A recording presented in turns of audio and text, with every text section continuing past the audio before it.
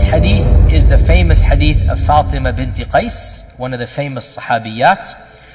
She narrates, and this hadith is in Sahih Muslim, that one day we were sitting in our house when we heard the crier running through the city saying, As-salatu jami'a, as-salatu jami'a.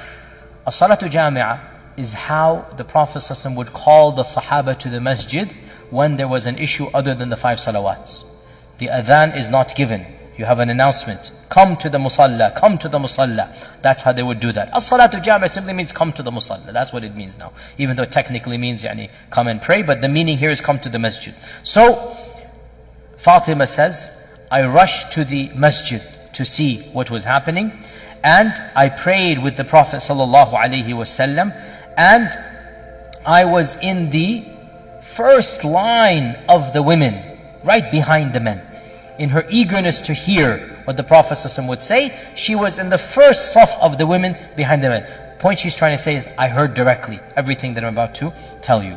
So after we finished praying, the Prophet ﷺ went on the minbar and sat down.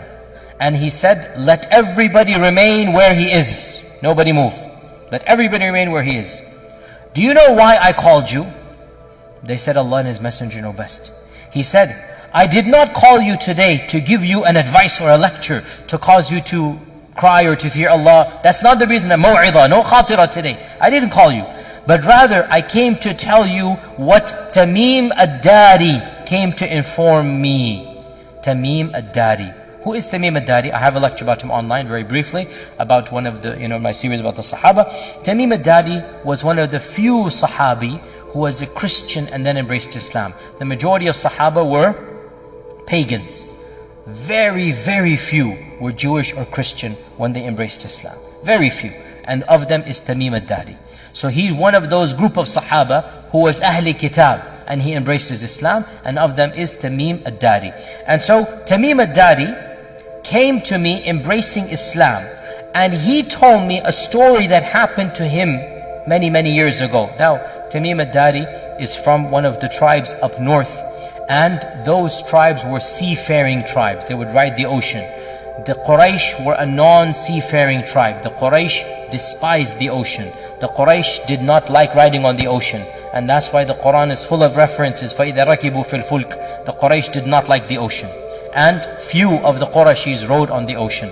And that's why when our Prophet ﷺ saw a dream where some of his own Sahaba were riding the oceans, conquering other lands, he laughed and he said, I saw my own ummah shall be riding on the waves like kings, riding horses and steeds, galloping, and they shall be conquering, oceans. And so Tamim ad-Dari, he came to embrace Islam.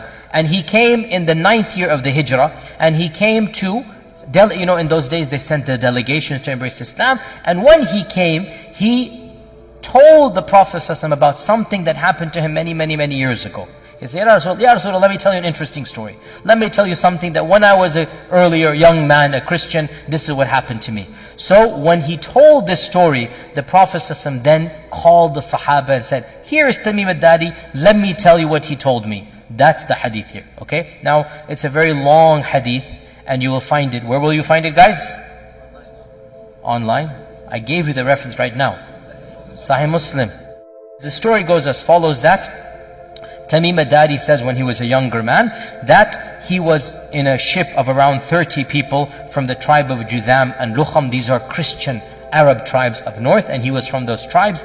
And once a very severe storm came in the ocean, and for 30 days they were lost at sea. After there were 30 days, they were lost at sea. They had no clue where they were until they came to a faraway, ocean that they could not recognize, and they saw an island in the distance. So some of them, Tamim ad-Dari and a few of them, took the smaller boat to go get some water, to go get some food. So every large boat has that small boat to go in. So they took that smaller boat to go to that island, and when they landed on that island, they met a very terrifying animal. A beast that could speak to them, a dabba that could speak to them. And we'll mention the dabba when we come to one of the 10 signs. The dabba that could come to them. And this beast was unrecognizable. Like, call him what? Bigfoot or something. Although the hadith did not describe him. It simply says, a beast that's very hairy. just nothing but hair, and could speak. And Tamim saw this and his people, and they were terrified. And the beast said, come with me. I'm going to take you to my owner or my master. And they went to this island, and they went to this cave where they saw a man larger than any man they have ever seen. And the man was tied up in a more severe manner than any man they have ever seen. And the man then began to ask a number of questions. And it goes like, 10 questions or so. I'm not going to go into all of them. And they were so terrified, they just responded one after the other. And until in the end, the last question was, of the questions, the Tabariya sea, is it still there? This well, is it giving water? This land, is it still cultivated? And they answered yes, yes, yes. And always the answer was, a time will come when there shall be no water in that lake. A time will come when this well will be dry. A time will come when this land that you consider to be very beautiful and green will be completely barren. So he's giving predictions in the future. Then he says that, has the Ummi Prophet been sent amongst the Arabs?